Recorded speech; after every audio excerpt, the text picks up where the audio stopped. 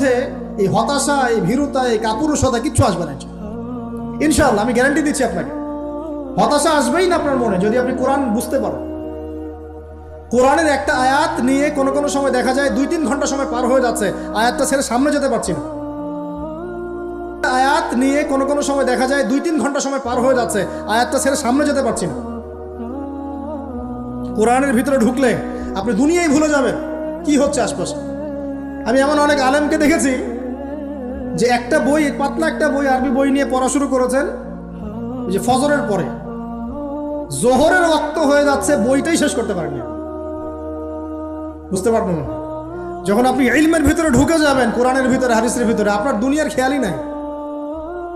একজন আলেম, তিনি এক রাত্রে একটা বই লিখেছিলেন, চটি বই, এক রাত্রের মধ্যে। বলা হচ্ছে, তার সম্পর্কে বলা হচ্ছে যে রাতের খাবার তাকে দেয়া হয়েছে, যে আপনি এটা খেয়ে নেন। তো সে খাবারটা পাশেই আছে, খাবারটা পাশেই আছে, খাবারটা খাবো, এটা লিখে খাবারটা খাবো, এরকম তার চিন্তা ছিল। ফজর হয়ে গেছে, বই লিখাও শেষ, খাবার এই অবস্থায় পড়ে আছে, ডুবে গেছেন ভিতরে, খাওয়ার মাথায় তার খেয়াল নাই। এরকম হয়। একজন মনীষী, বিখ্যাত মনীষী, রিয়াদুস সালেহীন কিতাবের রাইটার, সংকলক আল্লামা নববী রাহিমাহুল্লাহ, এরকম সারা রাত চলে গেছে, পাশে 2টা খেজুর, ওই 2টা খেজুর খাওয়ারই সময় পাবে।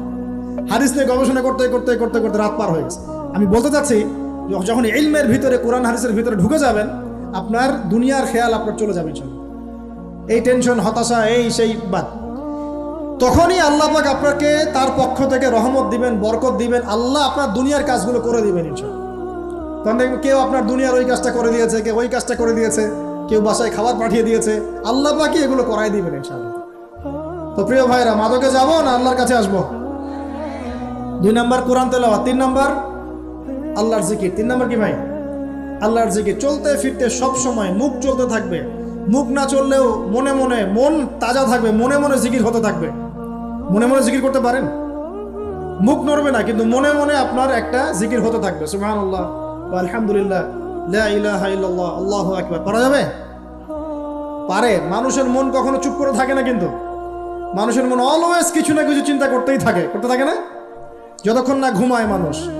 তো প্রিয় ভাইরা, বেশি বেশি জিকির করবো, সুবহানাল্লাহ, আলহামদুলিল্লাহ, লা ইলাহা ইল্লাল্লাহ, আল্লাহু আকবার, লা হাওলা ওয়ালা কুওয়াতা ইল্লা বিল্লাহ, এগুলো চলতে থাকবে। আল্লাহ পাক তৌফিক দান করুন।